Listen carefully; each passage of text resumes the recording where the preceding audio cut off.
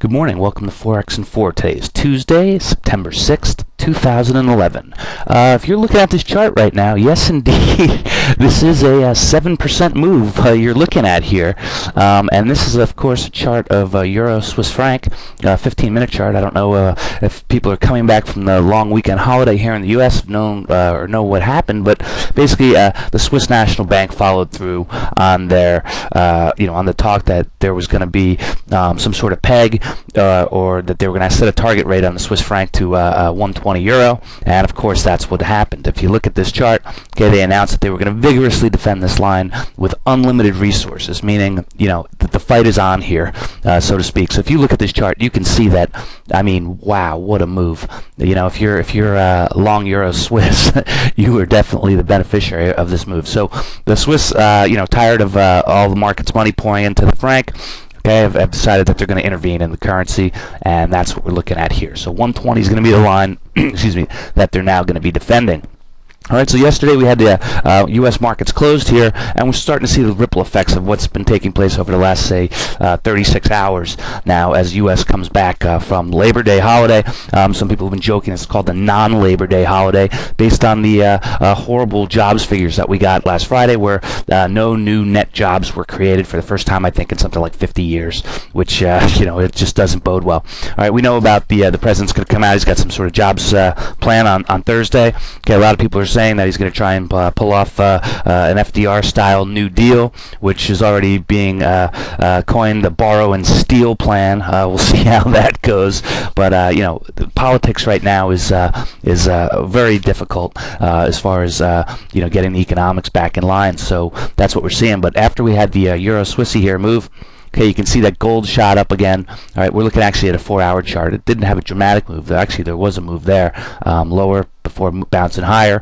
Okay, but now we're back down and we're making new highs, or we just did earlier on the price of gold. So gold's pulled back some, but we're still up, and you can see that a little bit of double top action. We're still sitting above the 20 period moving average here. So I think this is a spot where people think gold can move higher. So as a result, we also have money pouring into the dollar a little bit. Now if we look at euro dollar here, okay, you can see the euro sold off. It's bounced back here a little bit, but euros sold off. All right, and we got down just to that about 140.5 handle. All right, right on that. Wow, look at that S1 pivot support there, and again we're looking at the 4-hour chart here, but euro's bouncing back a little higher. Stocks in Europe are actually higher at this point. Now euro was down yesterday, as were stocks in Germany, after Chancellor Merkel's party suffered another defeat in Germany. So they're she's starting to lose clout over there, and that's going to be a problem for the eurozone in general, because that's been one of the biggest impediments to this recovery is that the German people, they don't want to see any bailouts of Greece, Ireland, Spain, Portugal, Italy, at all. So the debt crisis up there is really starting to pick up, and just recently, I think it's the Greek 10-year bonds are now yielding over 50%. So in other words, if you bought that bond today, you would get a 50% return on your money. Now, of course, the question is, are you actually going to get your money back? We know about the problems in Greece that default and all these other things are an issue, but for some 50% return, that's pretty good money. But something's going to have to go there. That's obviously not sustainable from a funding perspective, so we'll have to see what happens there. But we had earlier today, we had Euro GDP figures came out, and they came out largely as expected. All right, just on the year over year on the second quarter, just missed slightly, showing 1.6% growth. Okay, and some of the other metrics were a little bit lower, but all in all, not bad considering what it could have been. So we have the Swiss franc, moving up, and then we had the euro, which is bouncing back a little bit on that that GDP number. Now I want to just shift gears a second here. We're going to take a look at the Aussie. Okay, you can see the Aussie moved back up, but it's been selling off as well.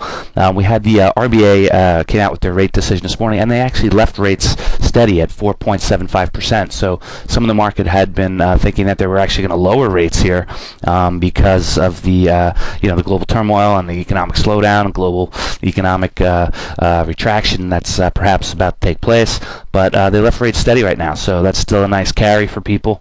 All right, and people, you bought it right there just ahead of 105, right on that S1 pivot support. So that's interesting. Now we don't have we've got U.S. ISM non-manufacturing numbers coming out a little bit later this morning. All right, we know about the ISM manufacturing numbers from last week. Those weren't those were bad numbers. And then later tonight we're going to get the Bank of Japan's interest rate decision. Don't expect anything there. All right, tomorrow is also Australian GDP figures. Okay, and then we're going to get the Bank of Canada's rate decision as well. So there's a lot going on this week as far as different numbers go and different things that happen. We got the Bank of England rate decision on, I think it's Thursday, and then what do we get? Is there something coming out for the U.S.? Not a lot of U.S. data this week, so that's interesting. We got trade balance figures, but primarily everything's happening abroad. And I'll get to some of this stuff as we get a little bit closer, but that's really what we're seeing. So we're seeing dollar strength. Okay, we can look at dollar versus yen here. All right, that actually shot up a little bit. We're back up over 77, which Japanese like that. And we discussed gold. All right, we've got let's just see who else here. Dollar, I don't know. Let's look at dollar CAD. That's probably a little bit higher as well. Where the heck is dollar CAD? All right, dollar CAD just up over, just hitting this resistance area around 99.40. All right, getting back up close to parity.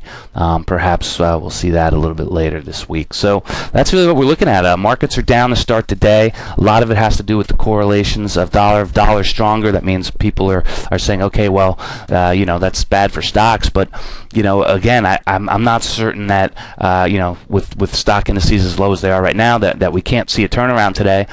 We could see some dollar strength, which in turn could push the futures around and back up higher if the day goes as planned. So a lot of risk in the market still. We still have the European debt crisis looming. Okay, but the numbers out of Europe weren't that horrible that there's no room for movement here. So that's what we're looking at today, gang. Good trading to all.